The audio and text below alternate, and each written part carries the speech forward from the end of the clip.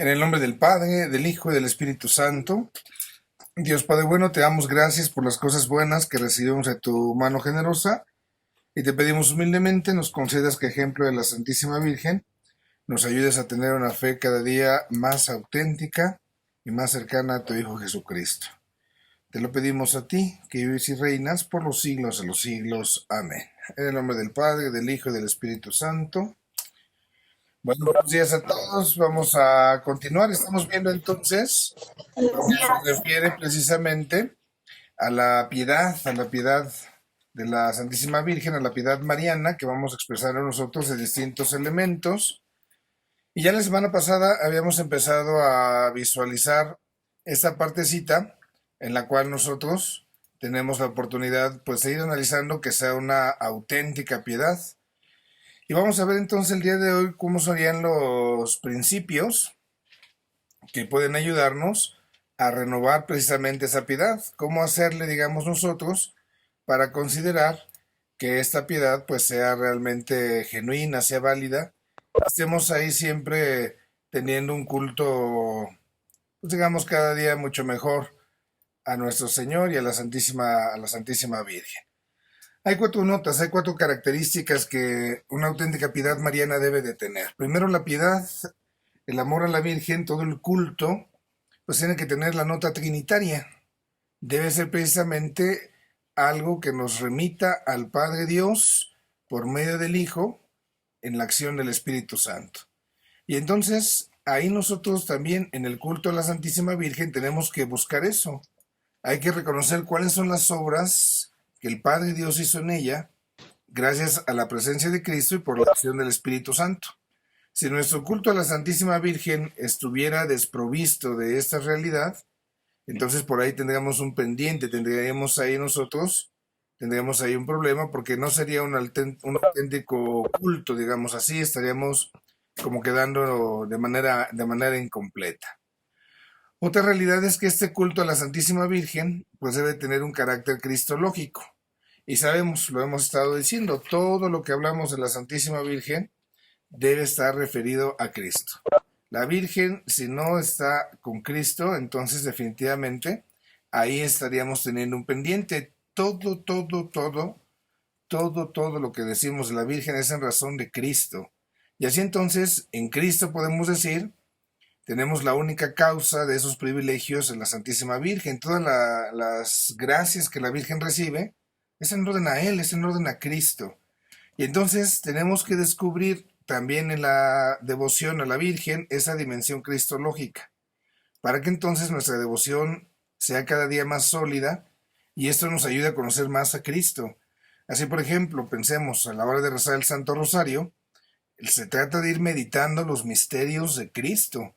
Y el rosario cada día nos tendría que ir ayudando a profundizar precisamente en esa vivencia de lo que el Señor Jesús pues ha hecho en nuestra vida. Esa sería pues esa dimensión. Hablando un poquito más de esto, de la dimensión cristológica, entonces podemos decir nosotros este elemento que es muy importante. Si el culto a la Virgen es para darle alabanza a Cristo y al Padre Dios, es absurdo cuando alguien dice que es incompatible estar haciendo un momento de adoración eucarística junto al Santo Rosario. Eso sería absurdo. Entonces, en una hora santa, este momento de la adoración eucarística, por supuesto que podemos hacer el rezo del Santo Rosario. Porque al final y al cabo no es que estemos haciendo una alabanza a María fuera de Cristo, sino que todo lo que hacemos en orden a la devoción a la Santísima Virgen, va ordenado, va encaminado al Padre Dios, va encaminado a nuestro Señor Jesucristo. Y ya lo decía entonces San Ildefonso de Toledo, es absurdo encontrar incompatibilidad entre esa adoración eucarística y el rezo del rosario. Y esto es importante porque a veces cuando en nuestras parroquias a lo mejor hacemos una hora santa, entonces ahí el quien quiere rezar el rosario dice, no, ¿cómo vamos a hacer el rosario es de la Virgen y la hora santa es para Jesús, y entonces como que queremos separar esos aspectos, y eso por supuesto no es correcto, sino todo lo contrario. Una hora santa con un buen rosario que nos ayude a meditar los misterios de Cristo, tendría entonces que elevar desde la Virgen nuestro amor a Jesús, Eucaristía. Otra dimensión que tenemos ahí presente es la dimensión neumatológica, es decir, reconocer en toda devoción a la Virgen que muchas de las cosas que vamos nosotros meditando, vamos contemplando, se deben a esa acción del Espíritu Santo.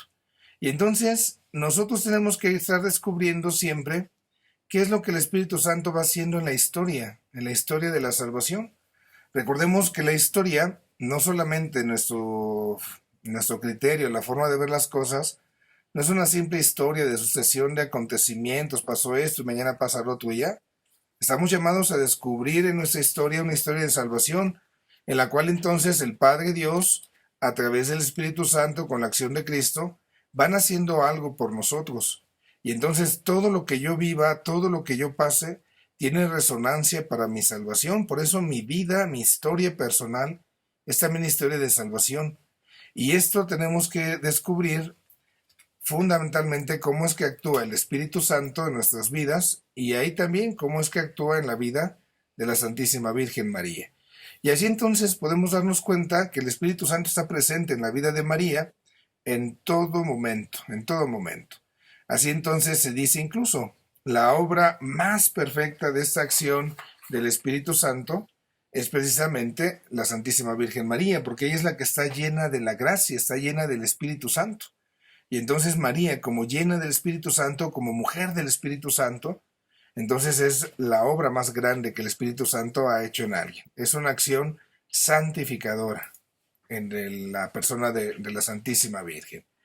También acá nosotros tenemos que descubrir otra dimensión, una dimensión eclesial. Toda devoción a la Santísima Virgen María debe de considerar esta parte, cuál es el puesto, cuál es el lugar de la Santísima Virgen en la iglesia. Y ahí nosotros entonces debemos de tener esa consideración. ¿Cuál es el papel que la Virgen tiene en la comunidad, en nosotros? Recordemos que la Virgen María es parte, precisamente, es parte de la comunidad de fe, es parte del pueblo de Dios, entonces la Virgen es parte de esta iglesia. Y la característica quizás más fundamental aquí es observar en la Santísima Virgen esta solicitud maternal. Lo veíamos la semana pasada, cómo la Santísima Virgen, ahí en los momentos de la boda de Caná, entonces manifiesta precisamente ese amor al hombre, a la mujer, y eso lo sigue haciendo. Esa solicitud maternal es lo que se debe de prolongar en la acción de la iglesia. La iglesia debe de tener por ello una nota mariana, una auténtica devoción a María. Nos tiene que llevar a nosotros como iglesia a imitar precisamente a la Santísima Virgen María. Y entonces se dice esto, ¿no? El amor a la iglesia se convertirá en amor a María y también viceversa. También el amor a María tiene que convertirse en un amor a la iglesia. Y así entonces, si alguien dijera que quiere mucho a la iglesia, pero no quiere a María, pues la cosa no está bien. Y sobre todo al revés. Cuando hay alguien que dice que le tiene mucha devoción a la Virgen, pero no quiere a la iglesia, entonces algo no está funcionando bien. Porque esa iglesia al final y al cabo es también el elemento donde María surge. María es parte de esa comunidad, es parte de nosotros.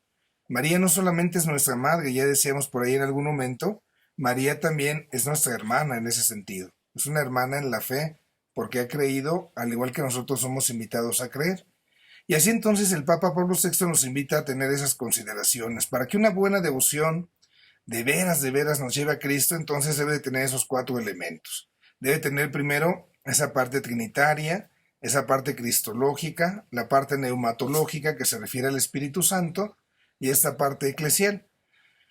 Podemos pensar en alguna devoción que tengamos a la Santísima Virgen, sea cual sea el Santo Rosario, a lo mejor el rezo de la salve, a lo mejor una peregrinación que hacemos de tanto en tanto, algún santuario mariano. Debemos de cuidar que esté presente estas características. La parte que nos refiere a la Santa Trinidad, a Cristo, al Espíritu Santo y a la comunidad. Ahora, también ahí se nos invita a considerar que debe de tener 4 orientaciones. Debe de haber 4 elementos. En una auténtica devoción a María no puede faltar esto. Primero, la parte bíblica. La parte bíblica. Todo acto de culto, sea cual sea, por más sencillo que sea, debe de tener siempre esta consideración. Una impronta, una huella bíblica. El culto a María, por eso, debe estar lleno, debe estar impregnado del mensaje de Cristo, es decir, el mensaje del Evangelio. Si nosotros amamos a María, pero la desconectamos de Cristo, entonces definitivamente no tiene ahí nada de sano. Nosotros podemos decir, a lo mejor, padre, pues es que mi abuelita no sabía leer, pero se sabía el rosario. Y a la hora de estar haciendo el rosario, pues ya el rosario es una oración muy bíblica. Es bíblico el rosario, primero porque considera los misterios del Evangelio. Y segundo, porque el elemento del rosario, pues es con el Padre Nuestro y el Ave María, que son oraciones que están desprendiéndose de la misma Sagrada Escritura. Esas dos oraciones no es algo que se haya inventado, ¿no? Es algo que está precisamente surgiendo de datos bíblicos. Y así entonces, cuando nosotros veneramos a la Santísima Virgen, esto debe de traducirse en nuestro contacto con la palabra de Dios. El amor a María, la devoción a la Virgen María, nos va a traer como consecuencia que nos vamos a iluminar por esa palabra, y esa palabra de Dios, pues sobre todo en primer lugar es Cristo, y está contenida ahí en el Evangelio. Entonces, esta parte es lo primero. Una verdadera devoción debe ser bíblica. Un segundo elemento que debemos de considerar acá es que sea también de carácter litúrgico. Toda devoción debe de tener estos elementos. ¿Cómo combinarlos? ¿Cómo combinar estas dos realidades? Primero, todo lo que hagamos como acto litúrgico, pues tiene que estar armonizándose. Como acto de piedad, perdón, tiene que estar armonizándose con los tiempos litúrgicos. Y así entonces el mismo tiempo litúrgico nos puede ir enriqueciendo precisamente en el amor a María. Y entonces a lo mejor pensemos, no sé, en el tiempo de Pascua que acabamos de pasar, se hace esta oración del Vía Matrix. Es una oración donde recordamos como el Vía Crucis que vivió la Santísima Virgen María cuando María sale de allá del Monte Calvario y va de regreso, como recorriendo las estaciones. Tenemos ahí el Vía Matrix, cómo fue esos dolores de María, que sería como una devoción muy propia de ese tiempo de la Pascua. Y así pues, entonces cada tiempo litúrgico le va marcando también a la misma piedad esta partecita. Debe inspirar, digamos, al pueblo con la misma liturgia. Aquí entonces viene este otro elemento que a veces también no lo comprendemos luego, ¿no? La celebración de novenas, la novena a la Virgen. Entonces, la mejor manera, dice el Papa Pablo VI, de hacer la novena a la Santísima Virgen, sea cual sea, pues siempre tendrá un espacio privilegiado, la Eucaristía. Hacer un novenario, digamos, ahí con la Eucaristía 9 días en la Santa Misa, precisamente ahí, en la presencia de la Santísima Virgen, entonces se vincula el elemento de Cristo por la Eucaristía con ese amor a la Santísima Virgen María. Y es ahí donde entonces nosotros tenemos una muy buena manera de hacer las novenas. Y es que a veces, pues luego despreciamos esta parte, ¿no? Así como que las novenas pues son para las viejitas, para las abuelitas, las que ya no tienen como qué hacer. Y claro que no. Y el Papa también aquí en ese sentido nos pone sobre alerta para recordar algunos elementos que hay que cuidar, dos actitudes a corregir. La primera, las celebraciones híbridas, cuando hacemos nuestras mezclas medias raras. Y esto todavía se llega a ver un poco, pero ya no tanto como antes, cuando mucha gente rezaba el rosario durante la misa. Recordemos que esto era una manera en la cual antes muchas personas, pues como la misa era en latín y como no entendía yo nada de latín, entonces mientras el padrecito estaba haciendo quién sabe qué cosa, entonces yo estoy aquí con el rosario, ¿no?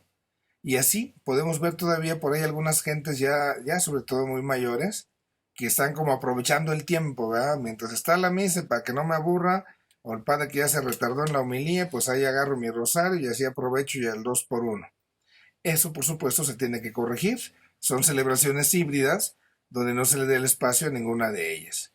Y luego también esta parte de atender ejercicios de piedad, devociones, entendámoslo así, que se recomienden también por la iglesia, porque a veces empezamos a sustituir por otro tipo de devociones que pues definitivamente no corresponden a estas realidades que son de nuestra fe. Por poner un ejemplo, ¿verdad? Estuvo de moda, está más o menos de moda luego en algunos lugares esta partecita que vamos a recibir a los ángeles ahí en la casa, y entonces llega por ahí la comadre, y entonces la comadre te dice que trae a los angelitos, y entonces como trae a los angelitos, tú los tienes que recibir, y si no los recibes, casi casi te va a caer el chahuizle porque los despreciaste, y que son los 9 arcángeles mayores y menores, y los de medio, y quién sabe cuántas cosas dicen, ¿no? Eso definitivamente no es de Dios. Son realidades donde empiezo yo incluso a manejar una especie de chantaje donde haces esto para que a cambio tengas lo otro, ¿no? Como si se tratara de una especie de maquinita, de esas que le echas moneditas y le das vuelta y te sale el huevito con un premio. Pues así no funciona. Y eso entonces nosotros lo debemos de estar siempre atendiendo, porque a veces se nos puede ir desviando, se nos puede ir desviando ahí la devoción. Por allá, quien ha hecho peregrinación a San Juan de los Lagos, está la capilla del Pocito, quienes la conozcan, y luego por ahí venden o vendían, ya no sé, los cuadritos famosos de tierra, ¿no? Y entonces casi casi te tienes que comer un cuadrito de esos para que se te quiten todos tus males. Y para el mal de amor es un cuadrito de tierra, y para el mal de no sé qué un cuadrito de tierra. Y bueno, pues quién sabe de dónde sacan hasta la tierra, qué tan higiénico, tan solo eso, ¿no? Entonces, muchas veces esos ejercicios de piedad empezamos a desviarlos. Algo también que luego hace mucho ruido es el rezo del rosario. El rezo del Santo Rosario es considerar 5 misterios de Cristo, de la vida de Cristo, y cada misterio sabemos su Padre Nuestro, sus 10 Aves Marías, y al final le agregamos, ¿no?, esas Aves Marías donde pedimos pues por alguna intención especial y las letanías. Eso es el rosario. Pero a veces parece que entre más crema le eches al taco, pues va a salir mejor. Y entonces, pues tristemente en algunos lugares, como la gente le da miedo rezar el rosario porque se pueden equivocar, van a contratar a alguien y hay gente que cobra y cobran bastante bien. Y entonces al rosario ya le ponen que la poesía de no sé quién y el canto de quién sabe qué, y que tienes que rezar el rosario de no sé dónde y de acá para allá y de allá para acá. Yo les comparto aquí algunas devociones luego, por ejemplo, cuando hacen la levantada de la cruz, se tienen que contratar 2 rezanderos, uno que está en la casa, el otro que llega, y van rezando y van cantando, y entonces empezamos a ponerle cosas y cosas y cosas que realmente ya no corresponden a la auténtica devoción. Y a veces digo, ya la gente nomás está esperando a ver a qué hora se acaba el rosario porque esta abuelita ya se tardó harto rezándolo, ¿no? Y bueno, cuando cobran, pues tantito peor, ¿verdad? Y me ha tocado casos 8,000, 9,000 pesos en novenario por ir a rezar el rosario nada más. Entonces uno dice, híjola, eso es terrible. Por ahí hay una parroquia en Pachuca, no recuerdo, a lo mejor alguna de ustedes es esa parroquia, no recuerdo cuál es, pero tenían un gesto muy, muy hermoso que me llamó mucho la atención cuando lo conocí. Las personas visitadoras de enfermos que le llevaban la comunión a los enfermos y le visitaban, su misión terminaba con ese enfermo hasta que moría. Y iban el día de la persona cuando estaba ahí en la funeraria, iban, hacían el rezo del rosario y acompañaban a la familia. Y esa es la manera como de cerrar, digamos, su tarea, su misión con aquellos. Y por supuesto no cobraban absolutamente nada, es esa parte de amor que se manifestaba, ¿no? Entonces ahí es donde tenemos que tener cuidado. Viene esta tercera nota que es muy interesante, la cuestión antropológica. Una auténtica devoción, un culto a María, debe tener esta dimensión antropológica que hace referencia al hombre y en este caso especialmente a la mujer. Una auténtica devoción a María tiene que ayudar a promover a la mujer, a darle su lugar a la mujer en la vida de fe, en la vida social, en la vida de la familia. Y entonces, a veces, nosotros tristemente solamente nos quedamos con este pedacito. A veces nada más como que enfatizamos la parte como humilde, la parte sumisa de María, y así como que, ay, pues la Virgencita se aguantó todo, y pues también las mamás tienen que ser así de aguantadoras, y entonces estar así como que soportando. Pues claro que no. No solamente está eso en María, también nosotros tenemos que presentar otros aspectos de ella, por supuesto sin tergiversar la verdad, y entonces haciendo a María más cercana a las mujeres de hoy. Nosotros podemos pensar, bueno, ustedes como mujeres en este tiempo, en este presente, ¿cuáles son sus angustias? ¿Cuáles son esos miedos? ¿Cuáles son esas expectativas que tienen? ¿Y cómo María puede estar presente ahí? Porque si no, entonces nuestras devociones pueden quedarse muy, muy huecas, ¿no? Nosotros podemos ver en ese sentido a María como una mujer que acoge la palabra y además la pone en práctica. Y esto entonces nos ayuda precisamente a considerar ese papel de la Santísima Virgen María. Acoge la palabra, la pone en práctica y esto es lo más grande de ella, ¿no? Se presenta como la primera discípula de Jesús, pero además es como ese reflejo de las esperanzas de los seres humanos. Y es aquí entonces donde nosotros tenemos ahí que ir descubriendo este papel antropológico en nuestras devociones a María. Ahora, vamos un pasito más. Si nosotros nos damos cuenta en los distintos pasajes en los cuales se nos habla de María, pensemos en la Anunciación, cuando acepta su virginidad por consagrarse a Cristo, cuando escapa a Egipto con José porque lo están persiguiendo, el canto del Magnificat, la presencia de María ahí en las bodas de Caná o en el Calvario. Esto es lo que podemos notar en ella. Es una mujer valiente, es una mujer que reflexiona, es una mujer que sufre también marginación ahí en el destierro, es una mujer que se interesa por el hombre en el sufrimiento del Calvario. Y así entonces nosotros podemos encontrar puntos de contacto en nuestro presente con la Santísima Virgen María. ¿Cuántas mujeres no tienen que ser de veras muy valientes a lo mejor para sacar adelante a sus hijos? Enfrentar tantos desafíos, enfrentar de veras tantas trabas a veces para conseguir un trabajo digno. Y ahí está María, siendo valiente y desde esa valentía entonces debe inspirar también a la mujer de hoy. Una mujer reflexiva, una mujer que piensa. Cuando el mismo ángel le anuncia que va a ser la madre de Dios, María le pregunta al ángel, bueno, ¿y cómo va a ser esto, no? ¿Cuántas veces a lo mejor muchas mujeres luego precisamente no se detienen a pensar un poquillo, ¿no? Pienso en tantas chamaquillas, ¿verdad? Que a lo mejor el papá las maltrata, los hermanos, la mamá también, que genera machismo, y luego pasa por ahí un pelafustán y agarra y le dice, vente mi vida para acá, y ahí va la otra y se va de Guatemala a Guatepeor, nomás agarró con tal de salirse de su casa porque ya no aguantaba todo, entonces pues no pensó las cosas y vámonos con el primero que pasó. Entonces, la Virgen nos enseña de veras muchas actitudes que de veras nosotros podemos aplicar, especialmente las que son mujeres, en ese sentido, para su vida de hoy. ¿Cómo podemos resolverlo, no? Y entonces, al hacer esto, la Santísima Virgen es como la palabra viva de Dios. Esa palabra de Dios que sigue viva, que sigue siendo actual en nuestro presente, porque ella es precisamente quien la está haciendo realidad. Y entonces, la finalidad última, dice el Papa Pablo VI, del culto a la Santísima Virgen, va en doble línea, ¿no? Por un lado, glorificar al Señor, Dios, y por otro, ayudarle a los cristianos para que tengan una vida de veras de acuerdo a la voluntad de Dios. Entonces, la Virgen, la auténtica devoción a María, debe de contar también con esta dimensión cristológica. Ahí está otra dimensión que es muy interesante, la dimensión ecuménica.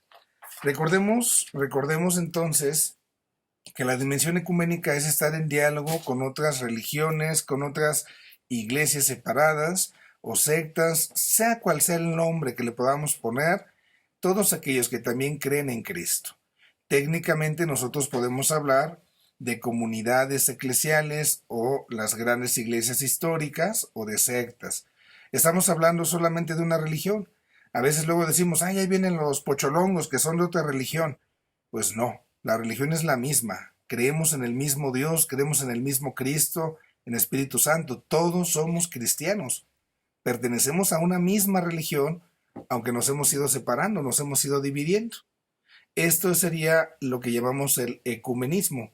Cuando hablamos de otras religiones, hablamos ya de judíos, hablamos de musulmanes, de budistas, hinduistas, esas sí son otras religiones. Y cada religión también ha tenido sus fracturas, sus separaciones. Y nosotros tenemos una sola religión, la cristiana, y dentro del cristianismo tenemos estas iglesias o estas comunidades o sectas como según sea su estatus. Aquí nosotros tenemos pues un conflicto muy fuerte. Hablar de María con algunas de estas iglesias cristianas separadas, las iglesias reformadas, las iglesias evangélicas que van surgiendo, pues a veces no es tan sencillo. Hay iglesias protestantes, hay iglesias ortodoxas, hay distintas iglesias que veneran y respetan a María como nosotros. Desgraciadamente a lo mejor al alcance no tenemos una iglesia seria, ¿verdad? A lo mejor nosotros Por protestantes, pues estamos ahí acostumbrados nada más a ver a los testigos de Jehová, a estos a los mormones, y bueno, pues ahí no tenemos tanta oportunidad de ver la variedad y la riqueza. Pero al final y al cabo, incluso dentro de algunas iglesias separadas de la fe católica, también hay un culto a María, y hay un culto y hay un respeto a ella. Hay otros que no la respetan, eso es cierto. Bueno, el culto a la Virgen María no tiene, por parte nuestra, que dejar de lado eso. Si la Virgen María está presente ahí en el momento de Pentecostés, cuando sus apóstoles, los apóstoles de Cristo se habían separado, habían huido, es la Virgen María como el punto donde se unen. Pensemos nosotros en nuestras familias. ¿Cuántas veces es la figura de la mamá la que logra reunir a los hijos? Y entonces, en lugar de tener a María como el punto que divide, debemos de buscar que María sea también un elemento que ayude a la unidad. Y entonces, bueno, ahí estos elementos pueden ayudarnos en la consideración. Lo primero, pues ver en el culto a María, que nosotros los católicos también nos unimos al culto que se le da en otras confesiones cristianas. No sé si conozcan ahí en algún momento alguna devoción que se llama el acatistos. El acatistos es un himno de los griegos en las iglesias ortodoxas que hacen a María, y nosotros en la iglesia católica en algún momento también se hace ese himno del acatistos, que es una alabanza a la Virgen María. Si se vale un poco la comparación, digamos, nosotros tenemos el rosario, ellos tienen el acatistos, nosotros a veces rezamos el acatistos y ellos rezan a lo mejor el rosario. Nos unimos también en ese culto a María con quienes compartimos ese amor a Nuestra Señora. También algo que no debería faltar en el culto a la Virgen es precisamente pedirle que nos ayude a estar unidos, que nos ayude a vernos como hermanos. Esa parte, pues como madre, ella la entiende muy bien, y entonces auténtico culto tiene que tener esa dimensión. Y el último elemento es reconocer que María es un camino a Cristo. Y ser camino a Cristo implica que es un camino de comunión. Y esto nos debe de ayudar también. Es muy triste cuando a veces en nombre de la Virgen, en lugar de generar la unidad, generamos la división. Y es que, bueno, a veces, pues algunos hermanos separados, de los que tenemos más al alcance, pues no manifiestan respeto ni siquiera a la Santísima Virgen, ¿no? Entonces ahí hay algo básico. Y a veces es muy fácil realmente, así como quedarnos, cuando hay de veras esa disposición de diálogo. Por ejemplo, le puede uno decir al protestante, oye, pues fíjate ahí en la Biblia, cuando la misma Biblia, ahí donde la Virgen hace el canto del Magnificat, dice que dichosa me llamarán todas las generaciones. A lo mejor no crees en ella como Virgen, a lo mejor no crees en ella como la Madre de Dios, lo que quieras. Pero al final y al cabo la misma escritura dice que tienes que darle esa glorificación. A lo mejor tú le llamas nada más María, yo le llamo Virgen María, pero no tendría que haber causa, motivo para esa división. Aquí el ejemplo más hermoso es con los musulmanes. Para los musulmanes también María o Miriam, como le llaman ellos, también tiene un lugar muy especial. Es de veras de llamar la atención el culto que también ellos le profesan a la Virgen María, aun cuando no son ni siquiera cristianos, aunque son de otra religión. Pasamos ahora entonces a ir considerando ya esto de la devoción mariana, ¿no? Bueno, ya entonces, hablando ya de la piedad, esa piedad se va a desenvolver en nuestras devociones. ¿Cómo debemos de tener en consideración esta devoción mariana? Dice ahí la Lumen Gentium número 67.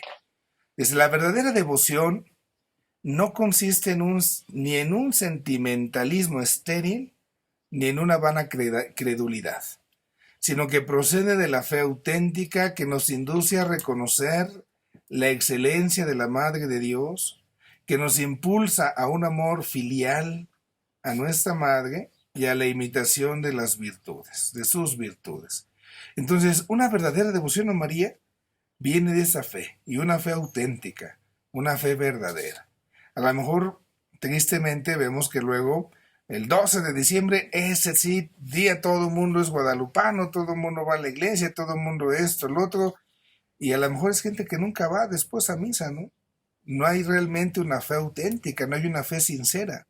Nosotros debemos de reconocer una verdadera devoción a María, debe de proceder de esa fe, de creerle pues al Señor. Ahora, desde esa misma fe, hay como dos elementos que aquí señalamos que son fundamentales.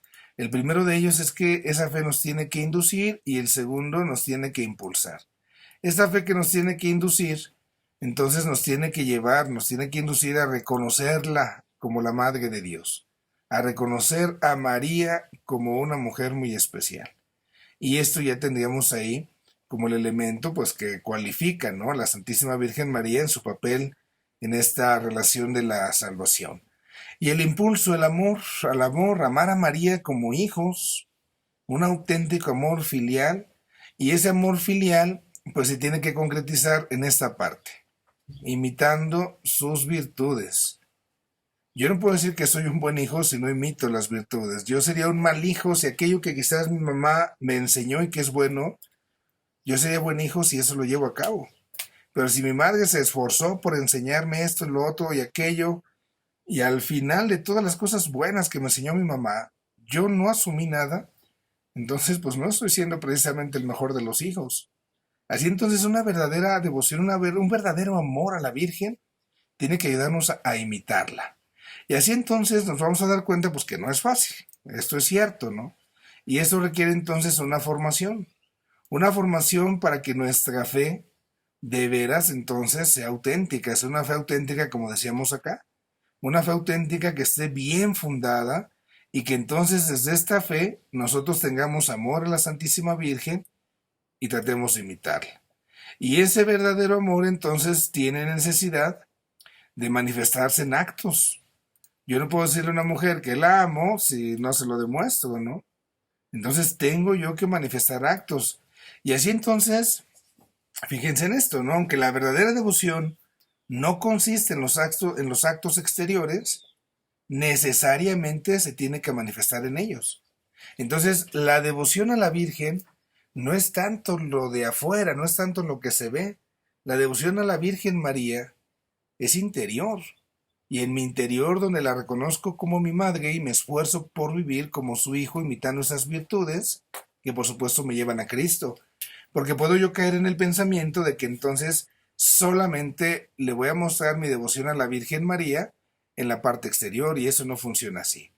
Estamos entonces ante lo que podemos llamar el lenguaje del amor. Si de veras tienes devoción a María, eso tiene que ser un acto de amor y tienes que buscar formas para manifestar este amor. Y así entonces hay dos elementos acá fundamentales que la Iglesia siempre recomienda: el Santo Rosario y el Ángelus. Vamos a dar ahí una repasadita ahí breve sobre esto nada más para ubicar. Recordar el Ángelus, un poquito. El Ángelus surge allá en la Alta Edad Media, casi por el siglo XIV, siglo XIII, siglo XIV, y entonces más o menos viene de esto. En aquella época, en los monasterios o en los conventos se tocaba la campana, y era la hora en la cual se tenía que hacer lo que llamaban la segunda plegaria después de las completas. Esto hoy nosotros es lo que llamaríamos el oficio de lectura, quienes hacen la liturgia de las horas completa, el oficio de la lectura. Durante la noche, entonces, se hacía este rezo. Recordemos un poco y contextualicemos, imaginemos un poco la escena. Ahorita nosotros para acostarnos, para dormirnos, pues me da la 1, 2 de la mañana todavía en el celular y todavía tengo luz y al fin y al cabo no pasa nada, ahí está todo en actividad, ¿no? Pero en aquella época donde no había luz, donde ya no había nada que hacer, así como que a las 8 o 9 de la noche, ahora así como las gallinas, para tu camita. A esa hora se terminaba la jornada y se hacía la oración que hoy llamamos nosotros de completas. Era para agradecer a Dios el final de la jornada. Y después, en el transcurso de la madrugada, se hacía otra plegaria, que en ese tiempo se llamaba maitines, era la segunda plegaria, y era cuando se tocaba entonces la campana. Se tocaba la campana para que los monjes pues se levantaran. Y ahí se entonaba mucho este cántico de la Salve Regina. Paso a paso, con el tiempo, se fue introduciendo una costumbre donde entonces se rezaban 3 Aves Marías y ya no solamente se tocaba la campana en la noche, sino también en la tarde y al mediodía. Y entonces nosotros hoy podemos tener lo que llamamos ya el Ángelus más en forma,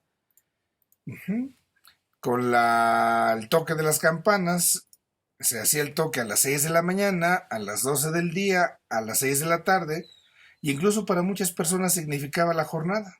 6 de la mañana, vamos para arriba, después al trabajo, mediodía ya como la hora del almuerzo para que agarres fuerzas, 6 de la tarde, se acabó la hora de trabajar, vámonos a casita, ¿no? Y se rezaba así el ángelus, con sus tres aves marías y tocando las campanas, pues a esa hora.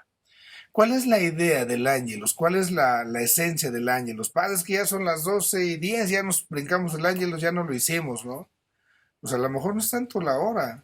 Lo que importa es ayudarnos a tener el pensamiento siempre mirando hacia el misterio de la encarnación. Cuando uno hace el ángelus, recuerden que el ángelus entonces significa el momento en el cual el ángel le anuncia a María que va a ser madre de Dios, y esto para nosotros es ese recuerdo de que Dios está con nosotros a través de la Santísima Virgen. Y esto es el misterio más grande de amor que podemos agradecer a Dios.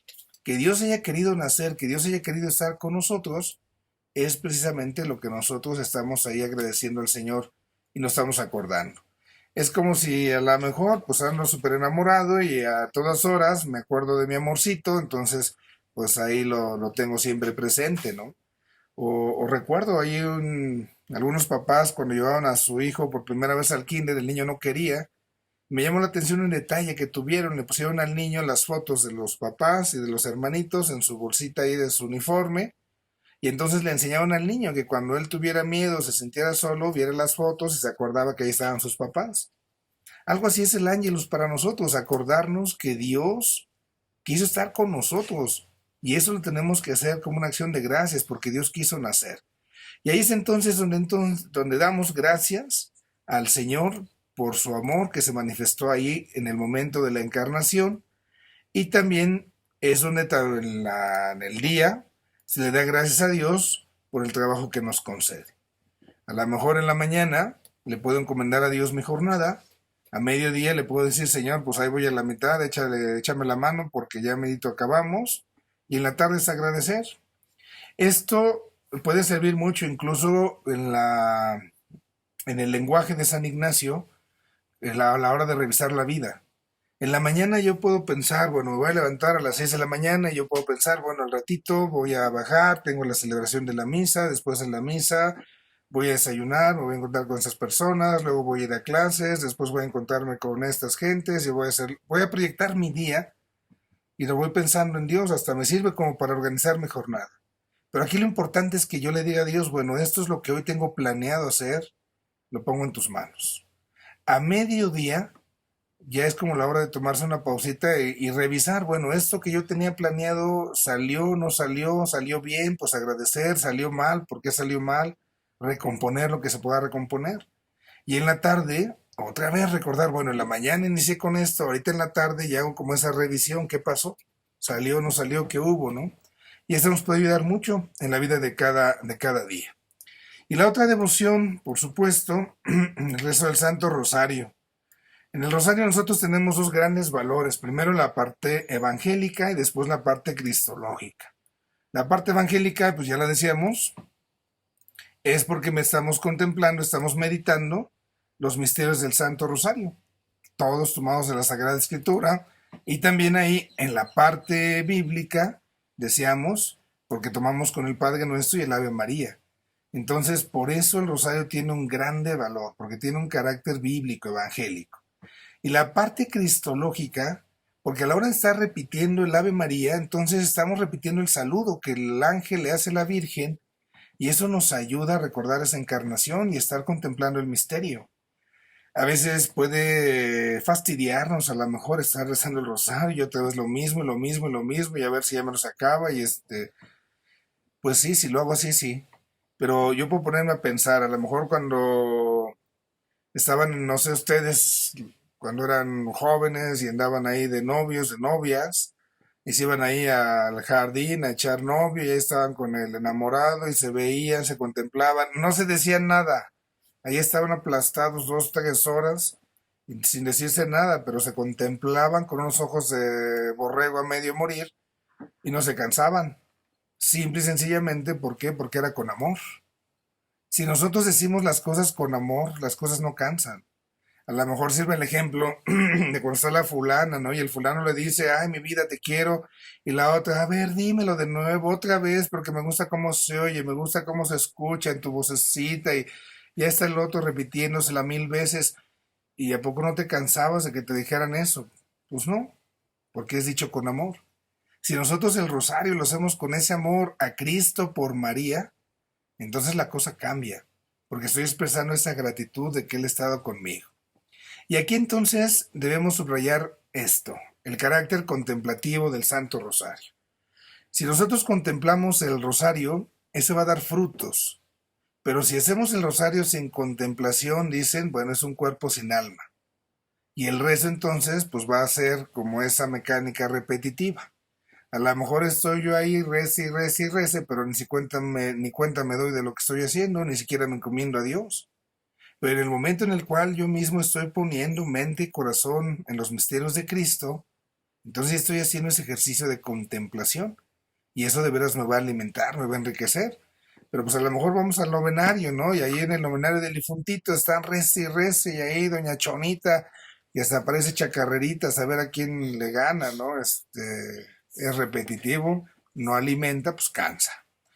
Y bueno, en esa dimensión cristológica, dice Papa San Juan Pablo II, nosotros tenemos que descubrir esto. Para que el rosario nos dé fruto en esa contemplación cristológica, hay que recordar a Cristo con María. Pensemos un poco, ahí puede servirnos, cuando estemos rezando el rosario, ¿cómo María estaría recordando a su hijo? ¿Qué estaría pensando de él? No sé, cuando ustedes tienen hijos o tienen alguna persona que aman y se están acordando de esa persona, ¿qué sucede? No se trata nada más de un mero pensamiento, se trata de algo que pasa con el corazón. Esto mismo nos ayuda a tratar a comprender a Cristo desde María. Y ahí entonces tenemos que descubrir la escuela de la Virgen, la escuela de María. La Santísima Virgen es como una escuela, digamos así, donde uno puede ir a leer la palabra de Dios, uno puede leer a Cristo, para que entonces a partir de ese recuerdo de Cristo, aprendiendo de María, vayamos configurándonos con el Señor. Esa sería la otra partecita, configurar mi vida a Cristo, ayudado de ella, ayudado de la Señora, ayudado de María. Junto con esto, la otra parte fundamental es rogar a Cristo, pedir a Cristo junto con la Señora, junto con María, junto con la Santísima. Y nosotros tenemos esa oportunidad de unirnos con ella en la oración y la necesidad. Y también anunciar a Cristo junto con la Santísima Virgen. Anunciarlo a los demás. Y así entonces podemos decir en torno al rosario esta partecita, estos elementos. El rosario, si bien es cierto, no es una oración litúrgica. Eso nos debe de quedar claro. La liturgia, por supuesto, lo supera.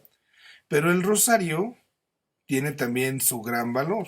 El valor del Santo Rosario radica precisamente en que es una contemplación que estamos haciendo de ese amor de Dios por nosotros. Dios se manifestó a través de María en el momento de la encarnación para darnos la vida, para darnos la salvación. Y en ese sentido, es ahí donde tenemos nosotros nuestra riqueza. Bueno, eso es un poco lo que veríamos de estas últimas unidades ahí del manual. Les decía yo la vez pasada, preferí condensarlo para tratar de darle unidad, que era lo que se veía con la cuestión litúrgica, la piedad, la devoción y cómo puedes contemplar ahí a la Santísima Virgen María. Voy a dejar de compartir la pantalla y voy a dar pie si hay alguna pregunta, alguna duda. Entonces pudiésemos hacerla, ya saben, para levantar la mano y eso, por si hubiese alguna pregunta o duda.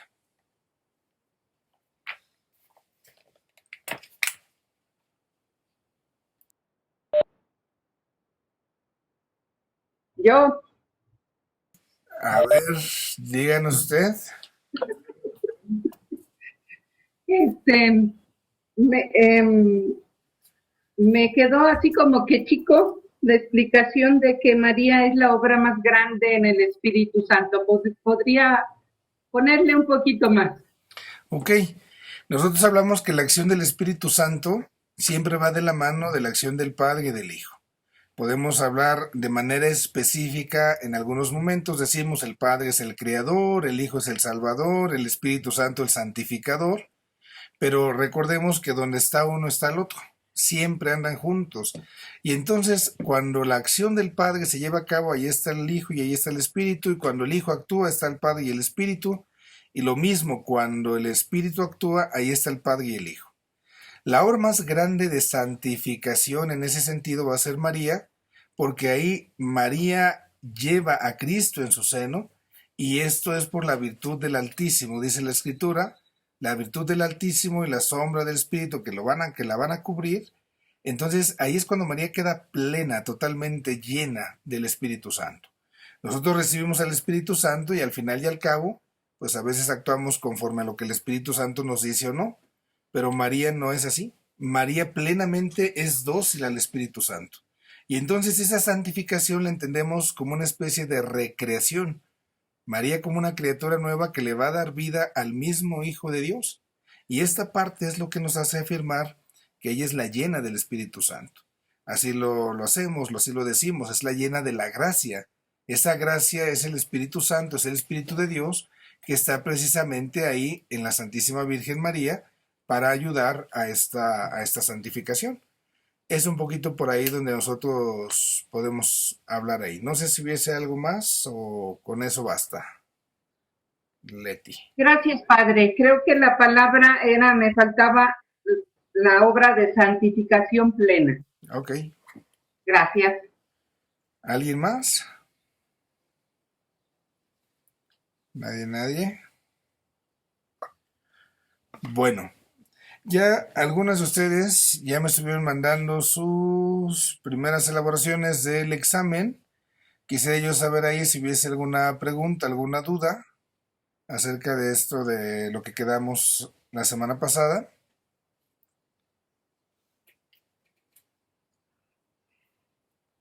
¿Nadie tuvo problemas o dudas? Yo. A ver, Leti. El envío tiene una fecha límite o hay chance, es que como que no me quedó muy claro si era para allá o era para el final o cuándo es el final. Ok, el final es hoy. Es no sé ahí cómo se hayan comentado, acabaríamos hoy en junio, esta partecita ya de las clases, decíamos incluso, lo próximo ya sería la Mariología del Papa Francisco. Entonces, sí era para entregar el día de hoy, pero de todas maneras, si alguien todavía está por ahí atorado, atorada, por eso les pregunto si hay dudas, y entonces, bueno, puede ayudarles pues a resolverlo, y ojalá lo pudieran hacer llegar en el transcurso de la tardecita todavía quienes faltan.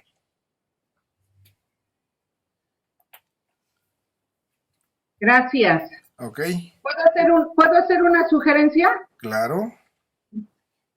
En estos temas que va a agregar, no sé, también me encantaría oír a Benedicto o a los grandes santos marianos. Eso es sugerencia, padrecito, nada más, estoy de metiche. Ok, se la vamos a quedar a deber. Ya nada más vamos a tener ya dos lecciones esta semana, esta que viene y la otra, si no me falla la memoria.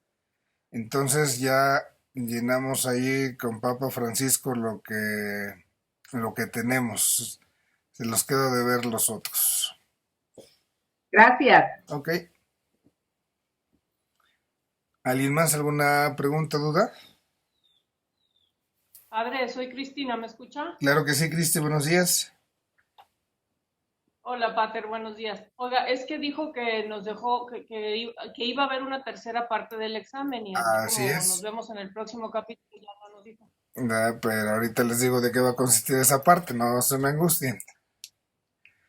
De lo, Ok. de lo que dejamos que era la parte de elaborar, no sé entonces alguna pregunta, esto del análisis de la oración, del prefacio, si hubiera alguna duda, alguna pregunta.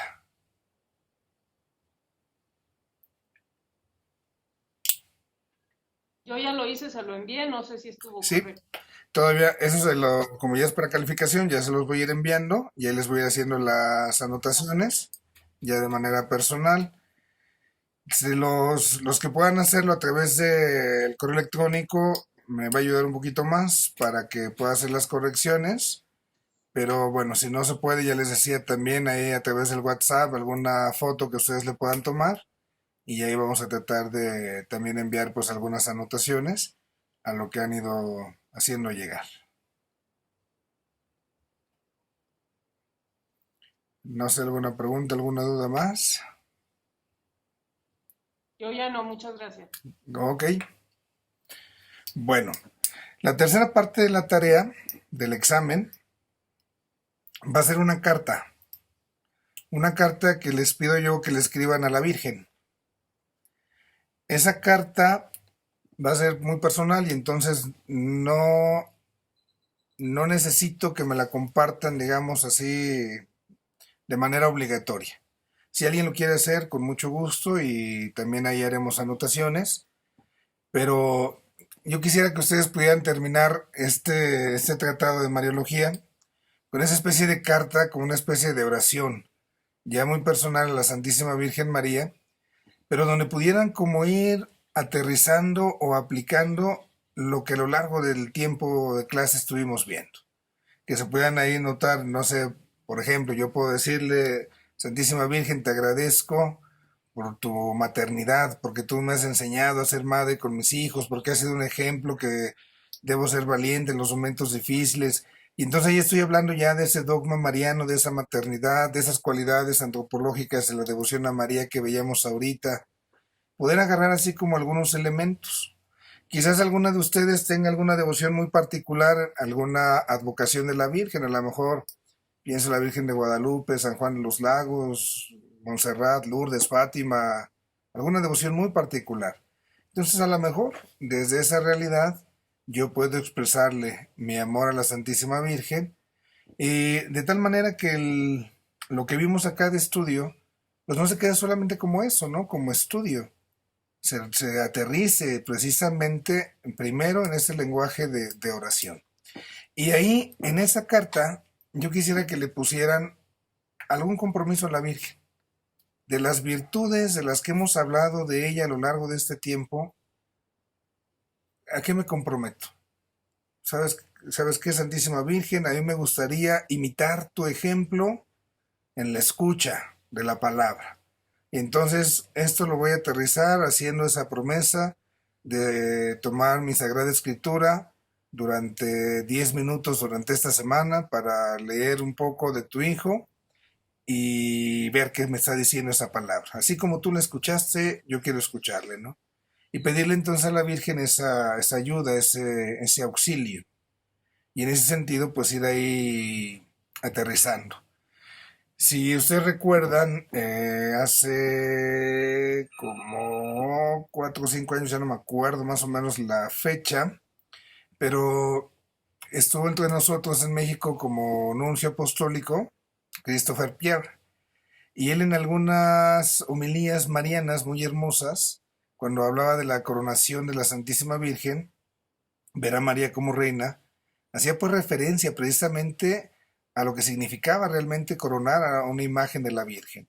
No solamente se trata de ponerle ahí la coronita y ya se la pusimos y ya quedó bonita, ¿no? Sino hacernos nosotros mismos parte de esa corona, con nuestras palabras, con nuestras acciones, con nuestros gestos, siendo buenos hijos de María, así nosotros estamos coronando a María. Y él hacía una comparación muy hermosa. Él decía, tenemos que preguntarnos si nosotros coronamos a María de esa manera hermosa o somos una corona de espinas para ella.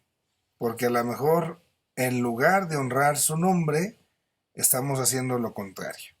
Y esa partecita siempre era muy, muy iluminadora, ¿no? El nuncio apostólico nos cuestionaba en muchos momentos acerca de ese amor puro a la Santísima Virgen. ¿Realmente soy causa de alegría para ella o a lo mejor soy causa de tristeza? Y entonces por ahí iría el sentido de la carta. Que ustedes pueden escribir una carta por alguna experiencia, les digo, personal a la Virgen o alguna advocación de ella en particular, donde se pueda ver reflejado el contenido y al final de la carta hacer esa especie de compromiso. algo que yo quiera asumir, que quiero imitar a la Santísima Virgen María. Esta carta, ya les repito, es totalmente personal y yo aquí voy a hacer un acto de confianza. Todos tienen 10 en esa carta. Si la quieren compartir, yo se los agradeceré y haré algunas anotaciones, pero yo no quisiera que la vieran como una especie de trabajo, ¿no? De hacer, sino algo que brote desde mi corazón a partir de este tiempo que conocí un poco más de la Santísima Virgen, entonces lo pueda yo reflejar. Esta cartita yo les pediría si la quieren compartir de aquí a la próxima semana, de aquí al próximo jueves, para que entonces pueda tener yo también espacio de ir, si quieren compartirla, observando, haciendo algunos detalles y podérselas devolver y entonces ya tengan ahí ese resultado. No sé si hubiese alguna pregunta de este último elemento. Nada.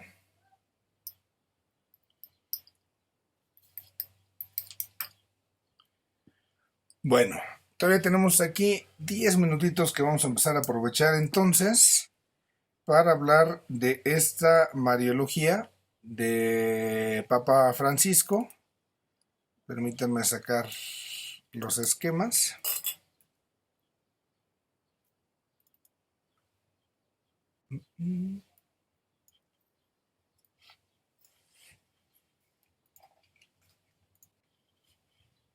Ok, vamos entonces a ver un poquito de lo de Papa Francisco.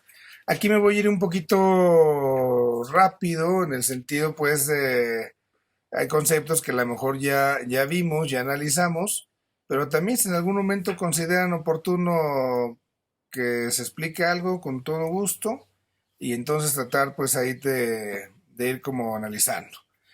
La característica particular, podemos decir nosotros, del Papa Francisco va a ser la misericordia. Esa es su nota, esa es, digamos, su palabra clave, se dirá más adelante, es la clave hermenéutica para entender al Papa Francisco, la misericordia. Y él entonces ve a Dios Padre como el hombre, digámoslo así muy humanamente, que es pleno en misericordia. Dios Padre rico en misericordia y esa misericordia se manifiesta en Cristo y esa misericordia es comunicada cuando nos da el Espíritu Santo. Y esto es uno de los conceptos más interesantes que elabora precisamente Papa Francisco. El Papa Francisco nos habla mucho de la revolución de la ternura de Dios.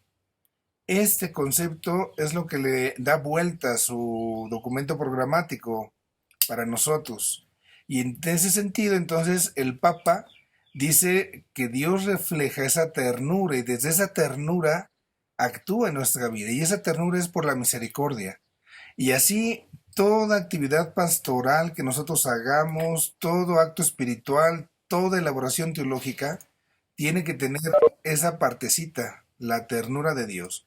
Aquí será muy interesante si pudiéramos hacer la teología de la ternura. Esa parte es elaborada ya desde hace tiempo y puede ayudar mucho. Vamos a ver este primer elemento, ¿no? Como dice el Papa, tenemos que dar un salto de la piedad mariana a la mariología. Y fíjense entonces aquí en estos gestos que se tienen ahí del Papa Francisco. En muchos momentos el Papa Francisco vemos a un hombre amante, podemos decir así, de la Virgen.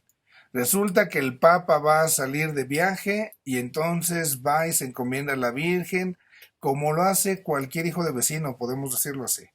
Si nosotros salimos luego de la casa, nos persinamos y acompáñanos, y esto es tan sencillo, es tan nuestro, pero que realmente no lo hemos visto con esa naturalidad en algún papa.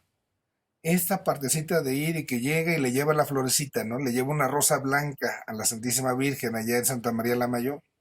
Vemos al Papa dándole un beso a la imagen de la Virgen, haciéndole su recito, haciéndole ese gesto de abrazo. Entonces, podemos descubrir en Francisco a un hombre que de veras vive como hijo de la Virgen, de manera muy natural. Se dice que esa es una de las cualidades más grandes del Papa, que lo hemos descubierto como uno de los nuestros, como uno de los de este lado, porque a veces como que los papas quedaban como que muy elevados, muy intocables, Y esta parte es lo que ha revuelto mucho, en muchos sentidos, a muchos con el Papa. Y entonces, a partir de esos gestos tan naturales, digámoslo así, el Papa dice que una auténtica Mariología tiene que estar aplicada a la vida y a la experiencia de fe del pueblo.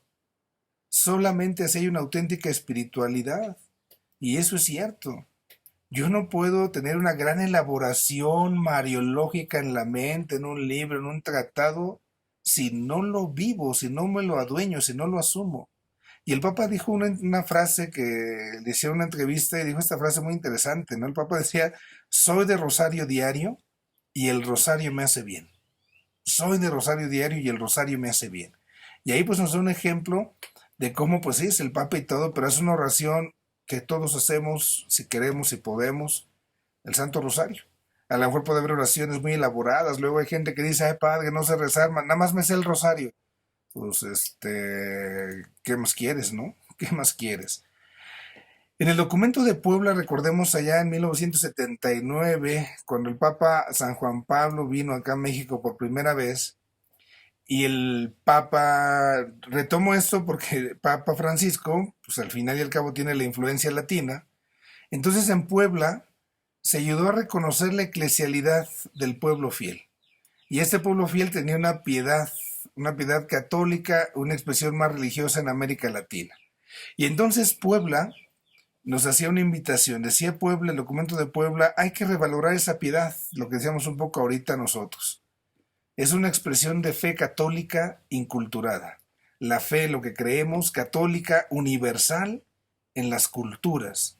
Cada una de las culturas entonces va a tener su propia riqueza, su propio valor, y es ahí donde se manifiesta este amor.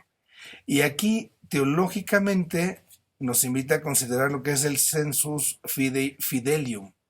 El sensus fidei del pueblo de Dios es lo que nosotros en teología llamamos que el pueblo no se equivoca. En la expresión popular muy nuestra decimos vox populi, vox dei. La voz del pueblo es la voz de Dios. Teológicamente eso tiene un sustento. Se dice que cuando el pueblo de Dios entonces en materia de fe está creyendo en lo mismo, ahí Dios nos está hablando y tenemos que hacer caso a Dios. Y así vimos cómo surgió precisamente el dogma de la Asunción, el dogma de la Inmaculada, precisamente por este sensus fidelium, esos sensus fidei fidelium. Y entonces tenemos que valorar todas esas expresiones porque nos están enseñando esto que es muy valioso.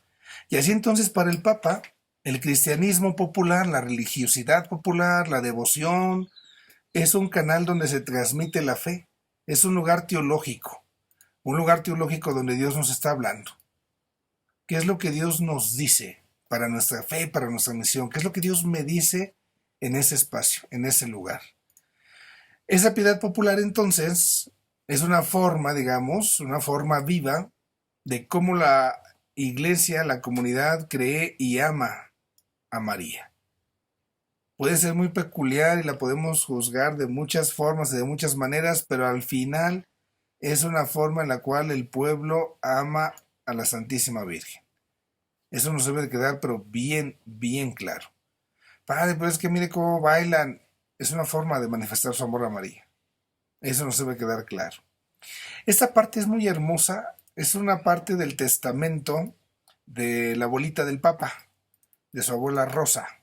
Y dice entonces esta partecita. En los momentos difíciles, una mirada a María al pie de la cruz puede hacer caer una gota de bálsamo sobre las heridas más profundas y dolorosas.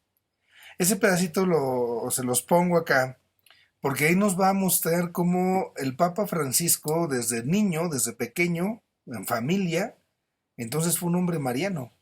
Ese amor que le manifiesta María no es nomás porque fue el Papa, o porque fue obispo, o porque ese es su padrecito, no. Desde pequeño en casa le inculcaron esto, y de esta manera puede ser tan hermosa. Y entonces, hablando de este sensus fidei, el pueblo, como decimos, tiene una fe que es sencilla, que lleva en sí pues una teología, y esta teología, como ya decíamos, no se equivoca porque está inspirada por el Espíritu Santo.